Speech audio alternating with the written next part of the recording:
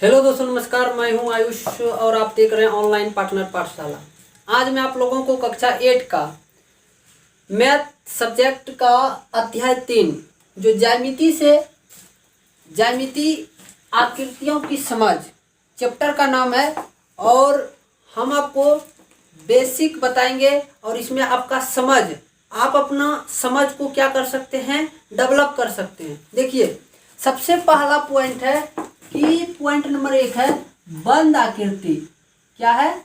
बंद आकृति एवं खुला आकृति। खुला आकृति, बंद आकृति एवं खुला आकृति।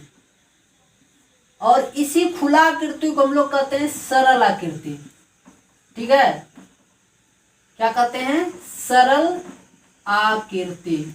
चलिए, तो बंद आकृति का मतलब जो बंद है और खुला का मतलब जो खुला है। मतलब एक बिंदु से जब कोई रेखाखंड चलना स्टार्ट करता है और उसी बिंदु पे आके मिल जाए तो वह होता है बंद आकृति। और खुला आकृति कहने का मतलब एक बिंदु से स्टार्ट किया मगर वहां तक वो नहीं पहुंच पाया तो क्या हो गया? खुला आकृति। जैसे में देखिए, हम कहें यहाँ इस बिंदु से ही गोल घेरा शुरू किया तो यहाँ तक पहुंच गया तो ये हो गया बंद आकृति। देखिए, ऐसा एक त्रिभुज है, ऐसे चारों ओर से क्या है? बंद है, तो ये हुआ बंद आकृति। हम कहें ई कैसा है तो ई भी बंद आकृति आ गया। नहीं, यदि खुला का बात करें तो इसी का देखिए खुला कैसा होगा, ये यहीं तक आया, खुला आकृति हो गया। ये त्रिभुज देख लीजिए, यहाँ तक आया, खुला आकृति हो गया। हम बात करें, आप ऐसे बात करिए, खुला आकृति है। नहीं, अब हम बात करें ऐसा गया, ऐसा ऐसा, तो इसको हम यदि ऐसे कह दें तो ये भी क्या दिख रहा है? खुला आकृति दिख रहा है। नहीं, किसी तरह का आकृति हो, सिर्फ आप बंद और खुला का पता लगा सकते हो। बंद का मतलब बंद, खुला का मतलब खुला, जो कि जिसका नाम सरल आकृति भी नाम है। चलिए, अब हम लोग बात करते हैं बहुभुज के बारे में, जो बहुत ज्यादा इंपॉर्टेंट है आपके लिए। देखिए, बहुभुज क्या है? नंबर 2 बहुभुज, और इसको आपको समझना ही पड़ेगा क्योंकि आगे के सिलेबस में बहुभुज नहीं है। बहुभुज आपके जिंदगी का एक हिस्सा है यदि आप पढ़ाई करते हैं तो। देखिए, बहुभुज को अंग्रेजी में पॉलीगॉन कहते हैं। क्या कहते हैं? पॉलीगॉन। बहुभुज कहने का मतलब है कि जिस रेखाखंड, ऐसा रेखाखंड, यानी ऐसा रेखाखंड की सहायता से बंद एवं खुला आकृति बना हो, ऐसा रेखाखंड हम लिख देते हैं इसका रेखाखंड। इसमें भी रेखाखंड आएगा। देखिए, रेखाखंडों की सहायता से बना बंद या खुला आकृति, बंद या खुला आकृति को हम लोग क्या कहते हैं? बहुभुज कहते हैं। क्या कहते हैं भैया? बहुभुज कहते हैं। इसमें बहुभुज खुला रहे या बंद रहे उससे कोई मतलब नहीं, बस उसमें भुजा होना चाहिए। बहुभुज का देखिए खास क्या बात है, बहुभुज जो है ना, बहुभुज का यदि खास बात कहेंगे तो बहुभुज जो है ये भुजा से संबंध रखता है। किससे? भुजा से। इसको कौन से कोई मतलब नहीं है। बहुभुज भुजा से संबंध रखता है, संबंध रखता है। यदि कहेगा कि बहुभुज का नाम किस प्रकार रखते हैं तो भुजा के आधार पे बहुभुज का नाम रखते हैं। भुजा के आधार पर बहुभुज का नाम रखते हैं। बहुभुज का नाम रखते हैं। ठीक है, भुजा के आधार पे बहुभुज का नाम रखते हैं। जैसे ई हम बना दिए त्रिभुज, इसमें क्योंकि 3 भुजा है तो त्रिभुज। अब कहें ई क्या है तो 4 भुजा है तो चतुर्भुज। यदि हम कहें ई पॉइंट ऐसा है और एक ऐसा है तो इसमें क्या भुजा? 1 भुजा, 2 भुजा, 3 भुजा, 4 भुजा, 5 भुजा, तो इसको क्या कहेंगे? पंचभुज। ठीक है, अब हम बात करते हैं कि क्या बताते हैं भुजा, शीर्ष, कोण और विकर्ण क्या होता है। सबसे इम्पोर्टेंट है। यदि आप ज्यामिति में आकृति है तो हर आकृति में यह 4 गुण होता है। ठीक है, शीर्ष, भुजा, कोण, विकर्ण। देखिए किसमें होता है किसमें नहीं होता हम लोग देख लेते हैं। ठीक है, एक नजर में देख लीजिए। यहाँ पे हम बताते हैं, तीसरा नंबर पॉइंट है शीर्ष के बारे में। आप जिसको वर्टिक्स अंग्रेजी में कहते हैं, कोण का मतलब एंगल, और भुजा का मतलब आप अंग्रेजी में इसको साइड कहते हैं, और विकर्ण को क्या कहते हैं, डायगोनल। इस 4 चीज के बारे में देखिए। हम एक त्रिभुज बना दिए। क्या बना दिए, त्रिभुज। अब कहेगा कि उस बिंदु का नाम बताइए जिस बिंदु पे रेखाखंड मिलती है। जिस बिंदु पे रेखाखंड मिलती है उसका नाम होता है वर्टिक्स, मतलब शीर्ष। क्या होता है, शीर्ष। तो ई हो गया आपका शीर्ष। देखिए यहाँ पे भी मिल रहा है शीर्ष, यहाँ पे भी मिल रहा है एक शीर्ष। तो त्रिभुज के कितना शीर्ष, एगो, दूगो, तीनगो। तो हम कह सकते हैं कि त्रिभुज में क्या शीर्ष, 3 शीर्ष होता है। अब कहेंगे कोण, तो देखिए 2 रेखाखंड जब मिलता है और उसमें जो झुकाव उत्पन्न होता है उसको क्या कहते हैं हम लोग, कोण। देखिए ई हो गया एक कोण, ई हो गया एक कोण, ई हो गया एक कोण। तो कोण कितना, तो आप बोल सकते हैं 3। यदि इसका नाम रख दें ए बी सी, क्या रख दें, ए बी सी, तो शीर्ष क्या होगा, ए होगा, बी होगा, सी होगा। यदि कोण का नाम रख दें ए, तो ए, इस कोण का नाम क्या होगा, इस कोण का देखिए इस तरह इसको सिंबल है। तो ए कोण, फिर बी कोण ई वाला, अब फिर कोण सी ई वाला। ठीक, अब हम बात करते हैं भुजा का। किसका, भुजा का। तो भुजा कितना, एगो भुजा, दूगो भुजा, तीनगो भुजा, यानी तीनों ओर का साइड जो होता है, तीनों ओर का जो साइड होता है उसी का नाम क्या है, भुजा। तो भुजा हो गया ए बी। यदि इसका परिभाषा भुजा का बोले तो कहेगा कि एक शीर्ष से दूसरे शीर्ष को मिलाने वाली रेखाखंड को क्या कहते हैं, भुजा कहते हैं। एक शीर्ष से दूसरे शीर्ष को या एक बिंदु से दूसरे बिंदु तक मिलाने वाले रेखाखंड को क्या कहते हैं, उस आकृति का भुजा कहते हैं। क्या कहते हैं, भुजा। तो ए बी हो गया, एगो मिला रहा है, देखिए बी से सी मिल रहा है तो बी सी हो गया, ए से सी मिल रहा है तो ए सी हो गया। अब देखिए विकर्ण। आप भैया जानते हैं कि त्रिभुज में जो है कोई विकर्ण नहीं होता है, त्रिभुज में कोई विकर्ण नहीं होता है। चलिए हम लोग आगे बढ़ते हैं। अब देखिए आपका है एगो अभ्यंतर और बहिर्य भाग।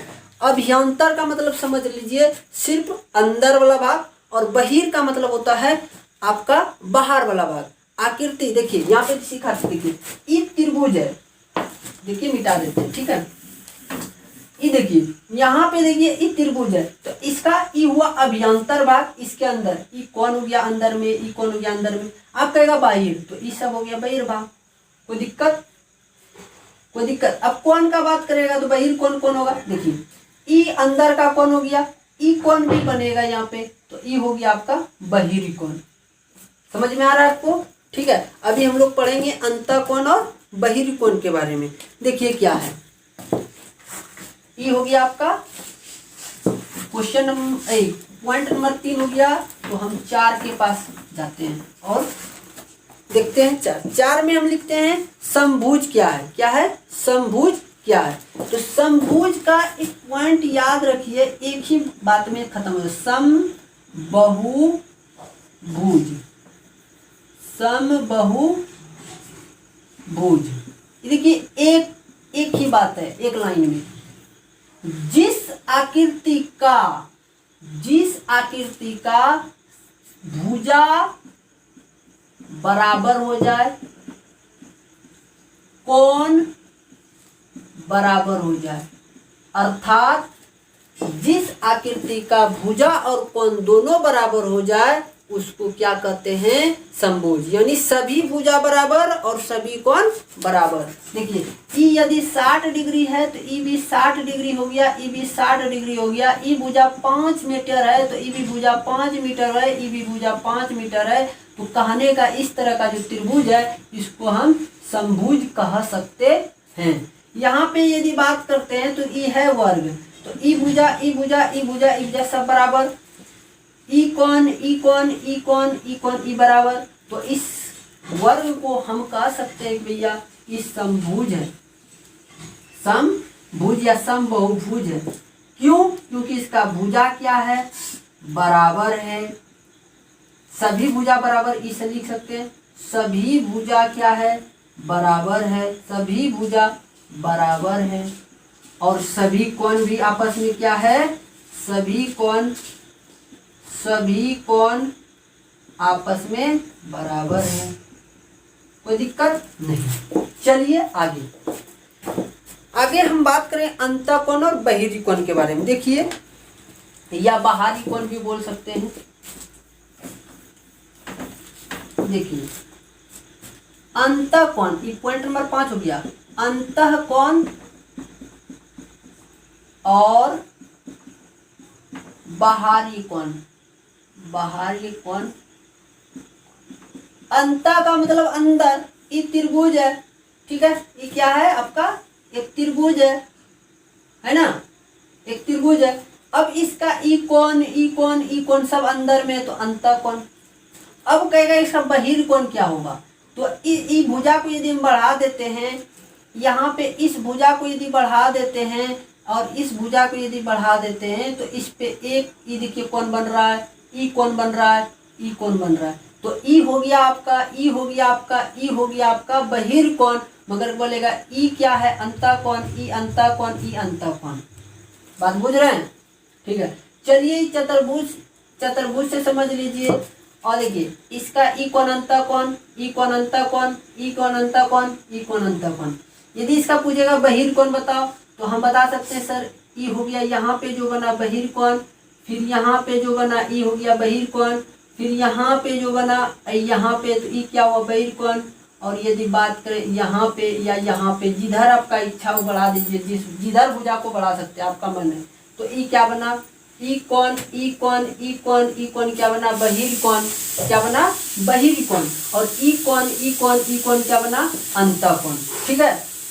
इसी तरह बहुभुज में, पंचभुज में भी होगा, षष्ठभुज में भी होगा, सप्तभुज में भी होगा, अष्टभुज में होगा, और आप जान सकते हैं 10 भुज भी बोल सकते हैं, 20 भुज भी बोल सकते हैं, क्योंकि जितना भुजा वही उसका नाम। और उसमें सब में क्या होगा, अंतःकोण, बहिर्कोण, अभ्यंतर भाग, बहिरी भाग, ठीक है। चलते आगे। अभी हम बात करते हैं इसके आगे का। आगे हम बात करेंगे, तो देखिए, हम लोग बहुभुज के अंतःकोणों का एक फार्मूला होता है, बहुभुज के अंतःकोण। कुछ देखिए, पॉइंट नंबर 6, बहुभुज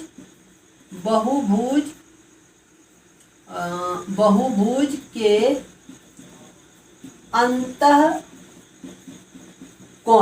अंतःकोण निकालने का क्या होता है, फार्मूला होता है। अंतःकोणों का योग निकालने का क्या होता है, फार्मूला होता है। अंतःकोणों का योग बराबर क्या होता है, तो आप जानते हैं ये त्रिभुज है, क्या है त्रिभुज। ई कोण, ई कोण, ई कोण क्या है, अंतःकोण है। और उस अंतःकोणों का योग कितना होगा, उस फार्मूला से हम पता कर सकते हैं। तो क्या होता है, देखिए, होता है 2n-2 गुना 90 डिग्री। क्या होता है, 2n-2 मतलब 2n-2 गुना 90 डिग्री। तो इसमें n क्या है, आप बता सकते हैं, यहाँ पे लिखिएगा, जहां n भुजा है, क्या है, जहां n भुजा है, क्या है, जहां n बराबर भुजा। आपको यदि हम पूछें कि त्रिभुज के अंतःकोण निकाल दीजिए, तो आप जानते हैं कि त्रिभुज में कितना भुजा, तो त्रिभुज में यानी n का वैल्यू 3 रखिए और यहाँ पे आप बैठा दीजिए। तो क्या होगा, बैठाइए, तो 3 - 2 गुना 90, और 3 में 2 गया 1, 1 गुना 90। तो आप जानते हैं कि 2 गुना 1 2, आई है 90, तो 90 दूनी कितना 180।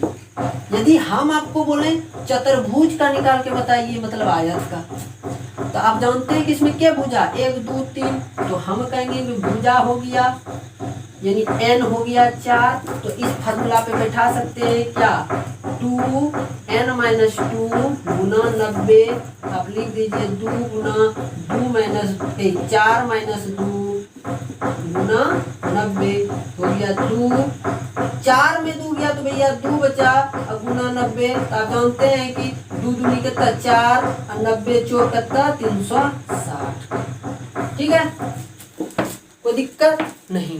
चलिए एक और फॉर्मूला होता है बहुभुज के बाहरी कोणों का योग, यानी बाहर वाला जो कोण है उसका योग हमेशा कितना होता है। तो आप याद रखिए बहुभुज के कितनों भुजा वाला बहुभुज हो जाएगा उसका बहिर्कोणों का योग मात्र 360 होगा, इससे नहीं आगे नहीं कम।